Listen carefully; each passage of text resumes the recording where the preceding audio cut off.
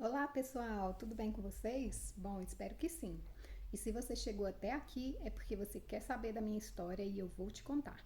Primeiramente vou me apresentar, eu me chamo Letícia Neres. Esse canal é dedicado aos meus anjinhos, Nicolas e Miguel, que são a razão de eu estar aqui fazendo esse vídeo hoje. É um canal que eu quero dividir com vocês sobre as minhas experiências de luto materno, sobre a minha experiência de é, vida neonatal, prematuridade, né? Sobre como é a rotina de uma mãe de prematuro, de uma mãe de UTI neo. E quero contar para vocês toda a minha experiência, como eu sobrevivi a isso, como eu tenho sobrevivido a isso até hoje e como ressignificar esse luto, tá bom? Fica comigo, se você estiver aqui, dê um like nesse vídeo, compartilhe com mais pessoas e me ajude, tá bom? Bom, eu vou começar lendo para vocês uma carta que o meu pastor escreveu no boletim da igreja na semana que o Miguel faleceu. E essa carta que ele escreveu diz assim: porque as nossas crianças também morrem. Recentemente, a nossa família eclesiástica perdeu pelo menos 3 bebezinhos, sendo que 2 deles chegaram a nascer, o Nicolas e o Miguel. Deus permitiu que o Miguel ficasse conosco por alguns meses, mas debaixo de muito sofrimento para nos ensinar que não devemos reclamar da vida, das pessoas e muito menos dele mesmo, pois ele é bom o tempo todo e o tempo todo ele é bom. Nós pais, que já perdemos filhos, no ventre ou fora dele, nos tornamos pessoas mais sensíveis, mais bondosos e mais pacientes para com todos os entraves desta vida. Mas por que nossos filhos também morrem? O céu é um lugar cheio de pessoas, nem tanto por causa da conversão dos homens perdidos ao Senhor Jesus Cristo, mas principalmente devido aos milhões de abortos espontâneos e homicidas que fazem parte da humanidade desde a sua criação. Além disso, todas as crianças que chegaram a nascer, mas morreram antes do entendimento entre o bem e o mal, também irão povoar a casa de Deus. Só a Nova Jerusalém, cidade celestial, terá capacidade para mais de 32 bilhões de moradores. Ela mede 2.400 quilômetros de altura. Uma cidade tão alta permitiria a construção de pelo menos 600 mil andares, sendo cada andar de 4 metros de altura. O rei Davi tinha absoluta certeza que iria encontrar o seu bebê recém-nascido no céu. Eu irei a ela, porém ela não voltará para mim. Está lá em 2 Samuel 16, 23. Jesus também garantiu que o reino de Deus pertence às crianças. Deixai vir os meninos a mim, e não os impeçais, porque dos tais é o reino de Deus. Está em Marcos 10, 14. Isso quer dizer que todas as crianças que morrem no ventre, no parto, pós-parto, em guerras, acidentes ou doenças adquiridas na infância irão diretamente para a presença de Deus. Então, se você não sabe onde está o seu bebê, você pode ter certeza que hoje ele se encontra no céu. Graças à palavra do Senhor Jesus Cristo, podemos ter certeza que Deus é um Pai muito melhor do que qualquer um de nós. Oração de um pai. Senhor, eu nunca vou amar os meus filhos mais do que o Senhor os ama. Eu nunca vou proteger os meus filhos mais do que o Senhor os protege. Eu nunca vou segurar os meus filhos mais do que o Senhor os segura. Eu nunca vou garantir um futuro aos meus filhos mais do que o Senhor o garante. Portanto, Senhor, tome os meus filhos em suas mãos. Eles são teus, em nome de Jesus. Amém. Pastor Rômulo Éden Ribeiro. Esse é o meu pastor e ele escreveu essa dedicatória para nós assim que o nosso Miguel faleceu. A minha história é o seguinte.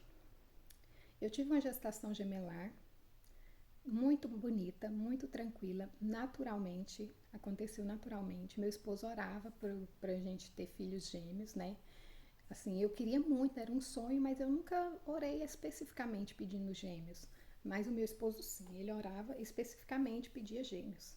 E Deus nos concedeu essa graça. Foi uma emoção sem tamanho, inexplicável. Não tem como explicar para vocês a emoção de na hora que você tá lá fazendo a ultrassom e o médico falar que tem 2 coraçõezinhos ali dentro. Foi esplêndido. Nós não nos contemos. De tanta alegria, nós já saímos de lá do consultório ligando para a família toda e para os nossos amigos contando essa novidade, né?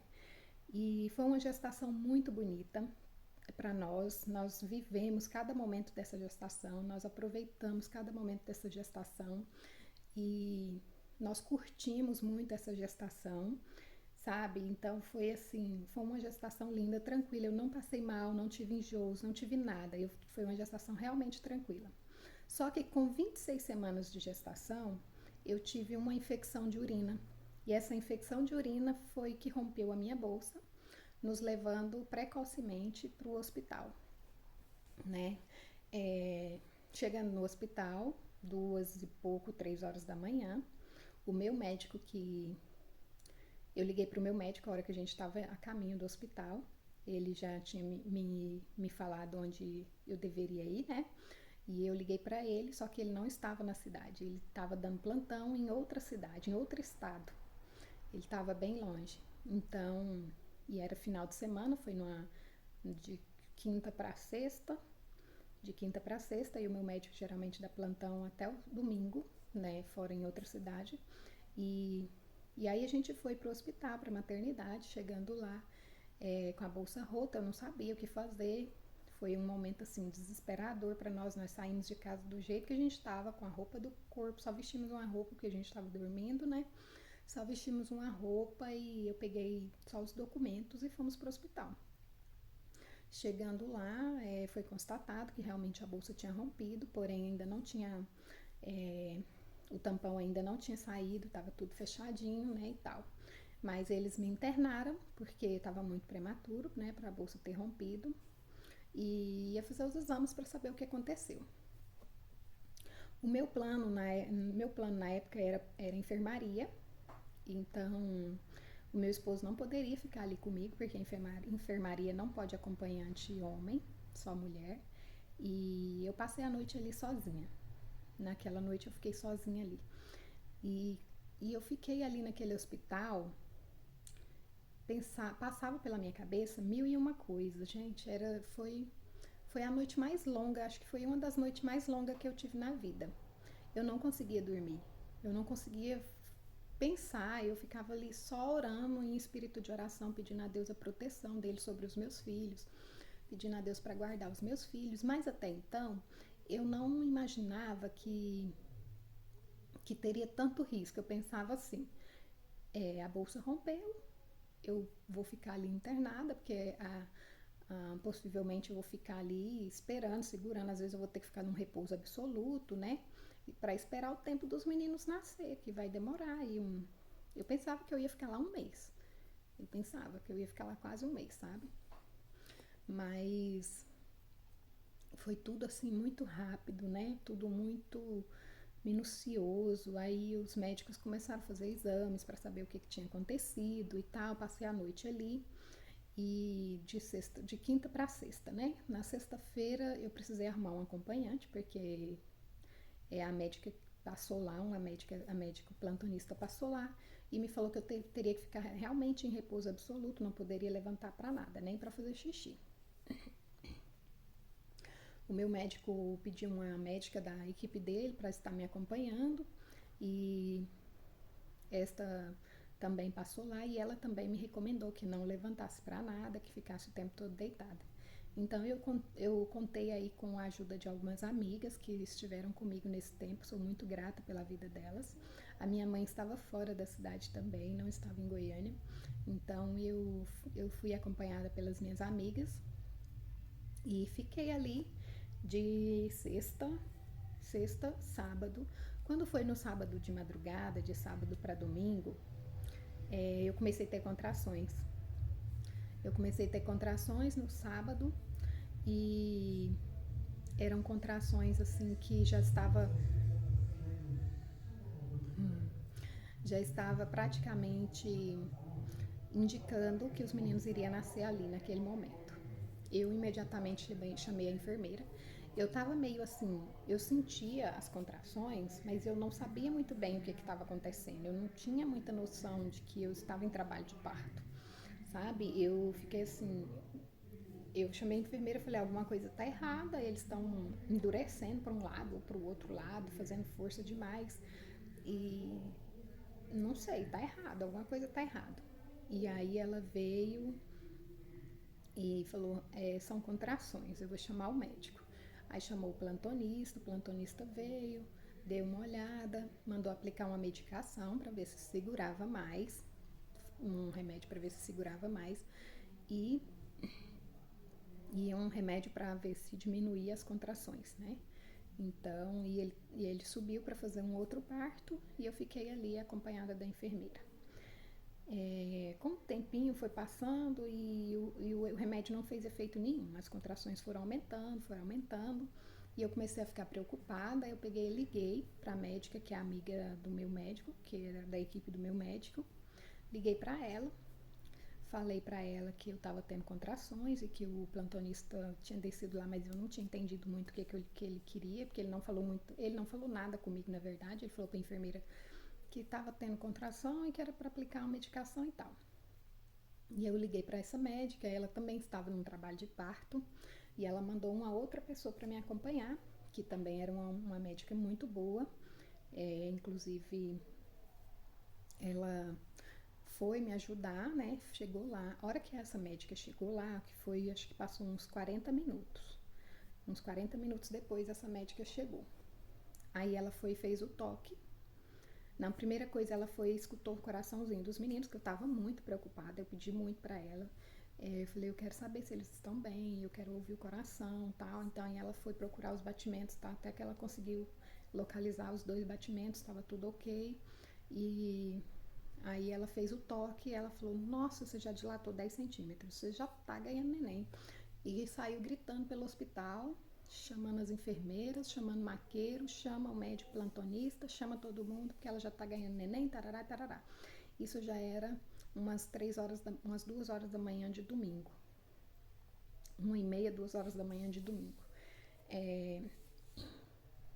E aí ela foi, me levou para. Só que o meu parto, além de ser um parto prematuro extremo, era um parto gemelar, precisava de 2 pediatras e precisava de 2 enfermeiras.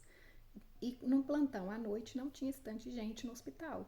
Então, o que aconteceu? A gente teve que esperar chegar mais uma enfermeira e chegar mais um pediatra. Então, essa médica que estava me acompanhando, ela não poderia fazer o meu parto porque ela não atendia meu plano de saúde. Ela só estava lá por indicação do meu médico para me acompanhar e ela não poderia fazer o meu parto, mas ela me acompanhou, ficou comigo durante todo o tempo. E se ela não estivesse lá, eu acho que nem sei o que tinha acontecido, né? Ainda bem que ela apareceu. E aí a gente subiu pro centro cirúrgico, me levaram pro centro cirúrgico, chegou lá, a gente ainda ficou esperando mais um pouco para chegar esse pediatra, que só tinha uma no plantão. E aí chegou o anestesista, veio e me deu anestesia. Eu tava tão tensa assim, que ele me furou umas 4 vezes para essa anestesia pegar e achar o lugar. E ele me pedia para relaxar e eu não conseguia. Eu já tava com o neném nascendo e eu já tava nervosa. Então, assim, eu não sabia o que estava acontecendo. Mãe de primeira viagem, numa situação de parto prematuro extremo. Eu não tinha noção do que estava por vir. Então, foi uma situação muito complicada e desesperadora. Então, o que eu fazia? Eu orava, pedia para Deus ter misericórdia dos meus filhos, cuidar dos meus filhos. Senhor, ter misericórdia dos meus filhos. Senhor, cuida de nós. Era só isso que eu falava. Minha amiga que estava me acompanhando ligou para o meu esposo apareceu, mas ele não poderia entrar porque era um parto de emergência, era um parto de risco, né? Porque por ser prematuro ele não pôde entrar no centro cirúrgico, ele ficou lá na porta aguardando. E tinha mais um agravante. Na maternidade naquela noite só tinha uma vaga na UTI. Só tinha uma vaga na UTI e eu tinha 2 bebês. Tá. Começamos os trabalhos de parto, né? Meu parto Foi já um parto bem cheio de complicações, né? Por tudo que eu já tinha passado. E na hora do parto, como eles me aplicaram anestesia e já fizeram a cesariana, tiraram o Nicolas. Só que o Nicolas já estava encaixado. O Nicolas já estava mais do que encaixado, ele já estava para nascer.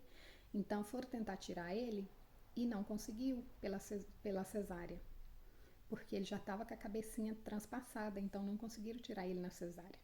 Então tiveram que usar o fórceps para tirar ele. E a bolsa dele foi a que tinha rompido, né? Porque ele já estava na posição. A bolsa dele tinha rompido, então corria o risco dele pegar a infecção. E além dele ter sido tirado com fórceps, o que machucou, afundou aqui a cabecinha dele, ficou toda roxa aqui, essa parte dele da testa ficou muito roxo, muito machucado. E ele teve dificuldade para respirar. Ele nasceu assim muito miudinho.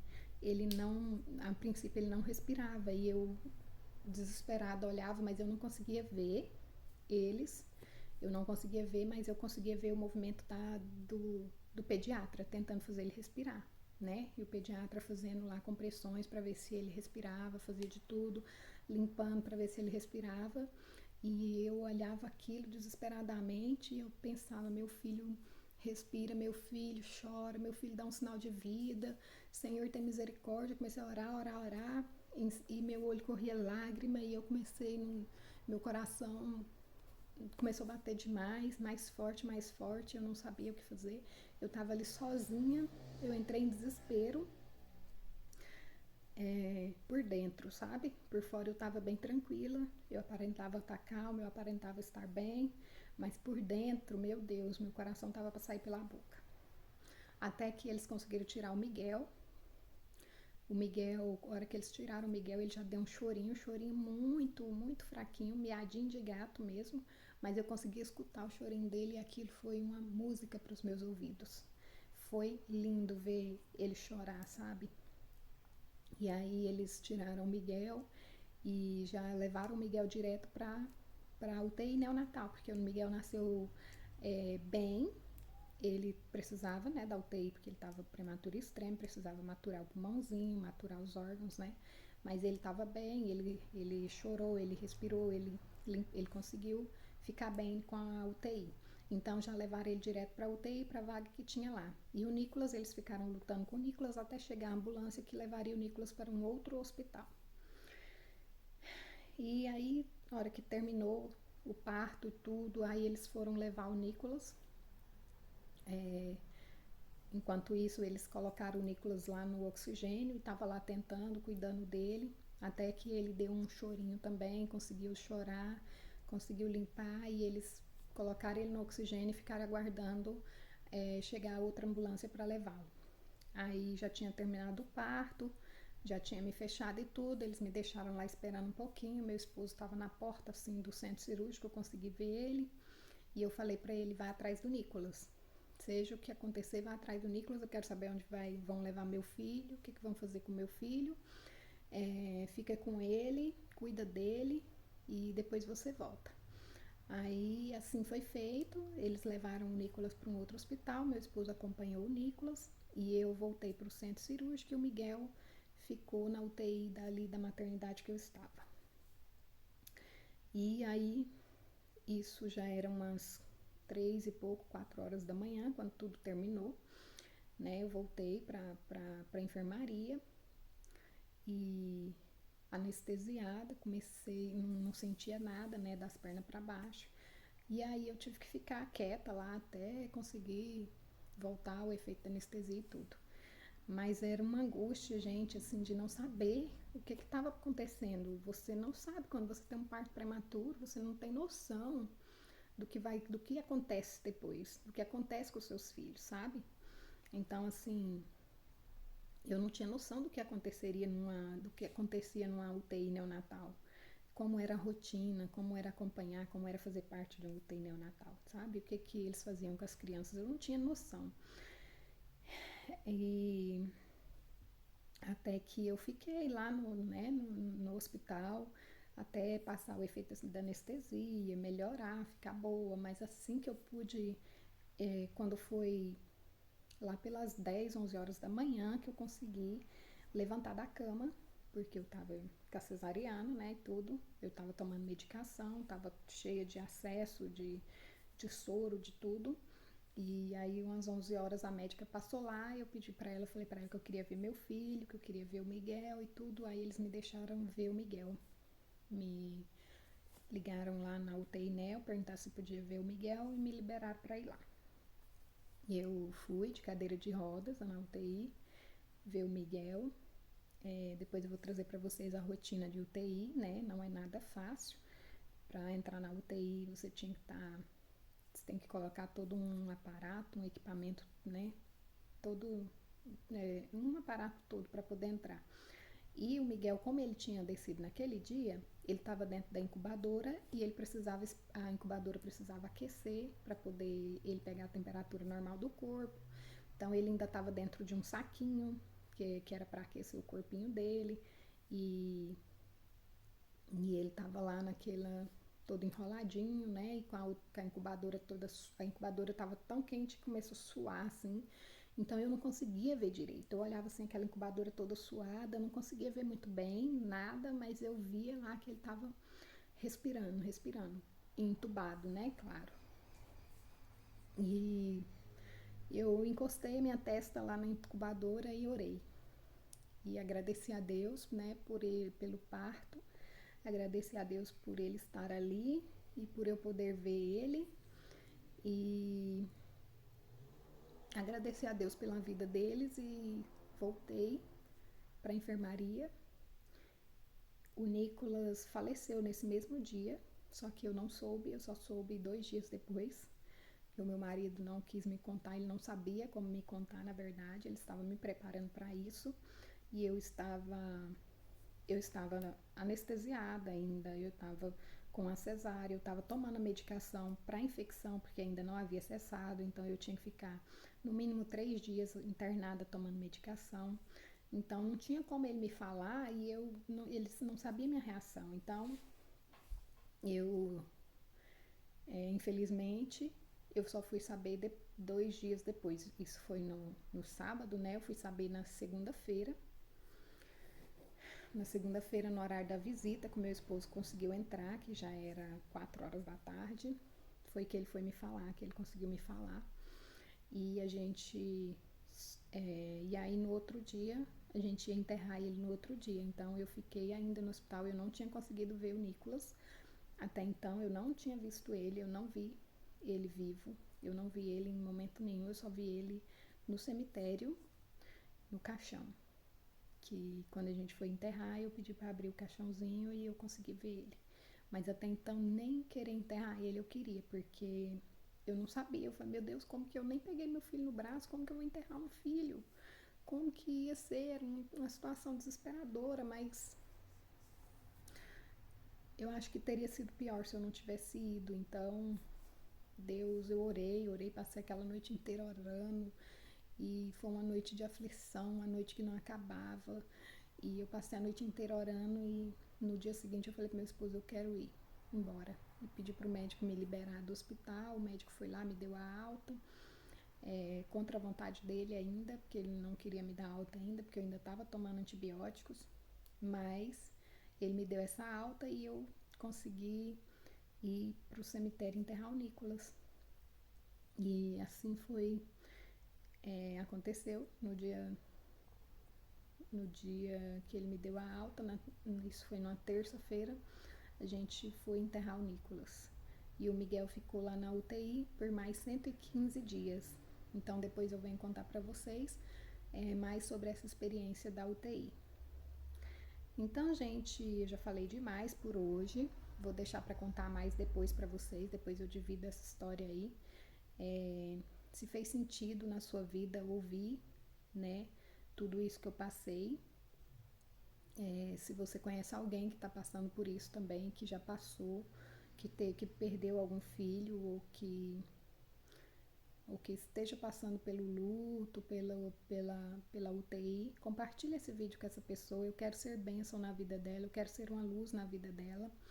E eu tenho muito mais de Deus para falar para ela. Então, assim, eu esse é só o resumo da minha história. Logo mais eu vou fazer outro vídeo contando como foi toda essa superação na minha vida, tá bom? Como que eu ressignifiquei tudo isso. E compartilhe esse vídeo, deixa aqui o seu comentário, o que você achou da minha história, o que você acha o que você quer saber mais sobre mim, que eu vou ler todos os comentários depois e gravar outro vídeo, tá bom? Obrigada por ter chegado até aqui, por ter me acompanhado.